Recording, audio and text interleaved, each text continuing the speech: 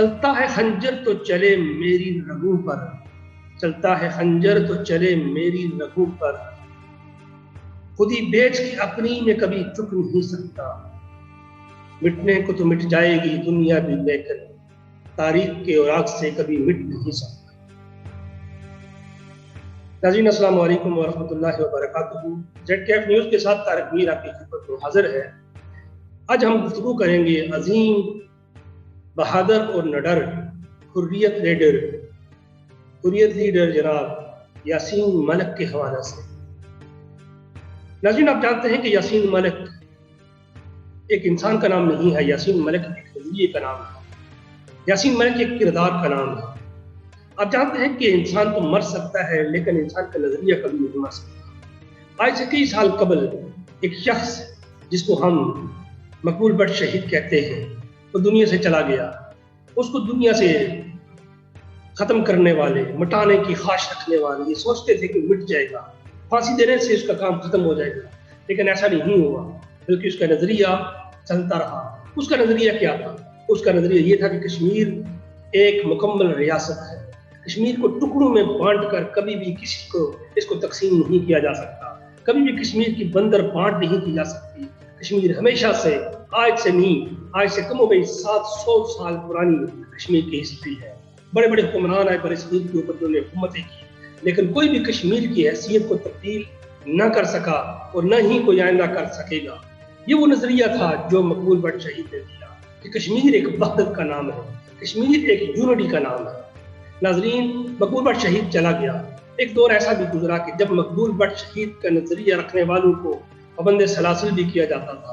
ایسا دور بھی گزرا کہ اس طرح کی بات کرنے والوں کو ملک کا دشمن سمجھا جاتا تھا۔ لیکن آج آپ نے دیکھا، دنیا کی نظروں نے یہ منظر دیکھا جب اسی نظریے کا حامی، اسی نظریے کا کاربند، اسی نظریے کا کارکن ملک یاسین ملک جس وقت انڈیا کی جیل میں جاتا ہے، جب اس کے خلاف عدالت میں طرح طرح کے کیسز، بوگس کیسز بنا کر فیصلے سنائے جانے کی بات آتی ہے، تو آج کشمیر کے چپے چپے کا ہر انسان، ہر جماعت کا بندہ، حتیٰ کہ وہ لوگ جن کی سیاست کی بنیاد ہی کشمیر بنے کا پاکستان کا نعرہ تھا، آج وہ بھی میں نے دیکھے، وہ بھی یاسین ملک کی رہائی کے لیے میدان میں مجھے نظر آئے۔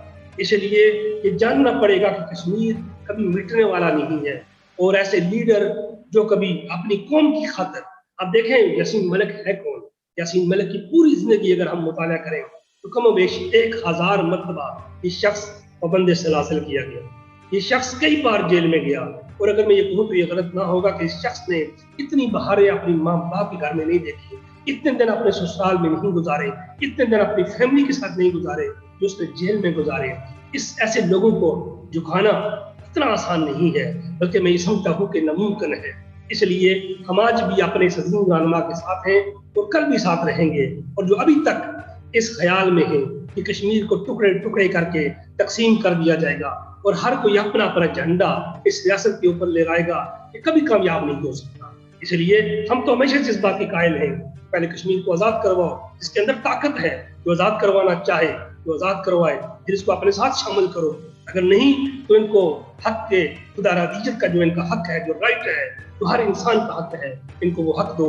اس حق کے بعد اگر یہ چاہیں تو جس کے ساتھ ملنا چاہیں، اگر پاکستان کے ساتھ ملنا چاہیں بہت اچھا ہے، ہمیں خوشی ہوگی اس بات کی، لیکن اس طرح کے ٹکڑوں میں تقسیم کر کے ایک حصہ اپنے لیے، ایک دوسرے کے لیے اس کی بندر بانٹ کر دینا، کبھی بھی کشمیری اس کے حق میں نہ تھے اور نہ کبھی رہیں گے، کیونکہ کشمیر کی تاریخ ایک دو دن کی تاریخ نہیں ہے، 700 سالہ پرانی تاریخ ہے۔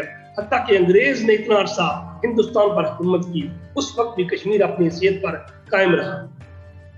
کشمیر پاکستان بننے سے پہلے بھی کشمیر تھا۔ ابھی تک حکیم الامت علامہ محمد اقبال رحمۃ اللہ علیہ نے خواب تک نہیں دیکھا تھا پاکستان بننے کا، اس وقت بھی کشمیر کا وجود موجود تھا۔ اس لیے ہم آج بھی یہی کہیں گے ان لوگوں سے جو کشمیر کی کنڈیشن کو، جو کشمیر کی جغرافیائی حدوں کو تقسیم کرنے کے در پہ ہیں، اس سوچ کو چھوڑ دیجئے اور کوشش کیجئے اسی نظریہ کو، جو نظریہ مقبول بٹ شہید دے کر چلا، جو نظریہ یاسین ملک کا ہے، جو نظریہ ہمارے سید شبیر حسین شاہ کا ہے، اس نظریہ کو اپنائیے۔ اور دوسری بات یہ بھی ہے کہ کشمیریوں نے ہمیشہ پاکستان کی حمایت کی. سید علی گیلانی جیسے عظیم رہنما جو ہمیشہ یہ کہتے رہے، ان کا ہمیشہ سے یہ نظریہ رہا کہ ہم پاکستانی ہیں، پاکستان ہمارا ہے. پاکستان کے پرچم میں وہ لوگ انڈیا کی فوج کے سامنے وہ لوگ پاکستان کا پرچم لہراتے ہوئے بہادری کے ساتھ وہ لوگ نکلتے ہیں.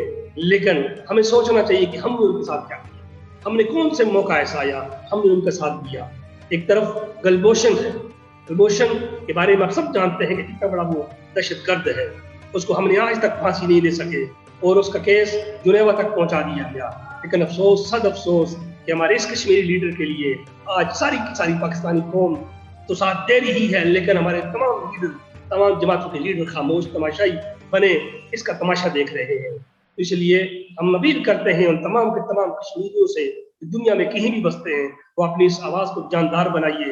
اور کشمیر کی قیادت جو کہ تمام اکائیوں پر مشتمل ہے، ان کو آپ ضرورت ہے کہ یہ متحد ہو کر کشمیر کا مقدمہ خود لڑیں. جب تک یہ لوگ خود اپنا مقدمہ نہیں لڑیں گے، کوئی بھی وکیل ان کے مقدمہ اس طرح نہیں لڑے گا جس سے ان کو کامیابی ہو. امید ہے کہ آپ لوگ میری بات کو سمجھ جائیں گے اور اس میری بات کو کوشش کریں گے کہ اس بات کو سمجھیے کہ جب تک ہم اپنا مقدمہ خود نہیں لڑیں گے، کسی نے بھی کشمیر آزاد کر کے ہمیں تھالی میں پیش نہیں کرنا. اللہ تعالیٰ سے دعا ہے کہ اللہ کریم اس عظیم لیڈر کا سایہ قدیر ہمارے سروں پر سلامت رکھے، اور وہ تمام کشمیری لیڈر جو کہ حق خودارادیت کے لیے اپنا تن من دھن سب کچھ قربان کر رہے ہیں، اللہ کریم ہم سب کو سلامت رکھے. اللہ کریم کشمیر کو سلامت رکھے، اللہ کریم پاکستان کو سلامت رکھے. لیکن ہم پھر عرض کریں گے جو اصحاب اقتدار ہیں، جن کے پاس قوت ہے، جن کے پاس طاقت ہے، انہوں نے پہلے بھی غیر ذمہ داری کا مظاہرہ کیا.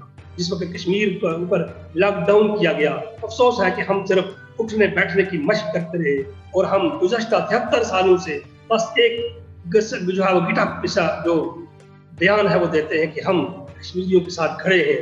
خدا را ایسا کھڑا ہونے کو چھوڑیے، اب وقت ہے اٹھیے اور صحیح معنوں میں کھڑا ہوئیے جس طرح کھڑا ہونے کا حق ہے. السلام علیکم ورحمۃ اللہ وبرکاتہ.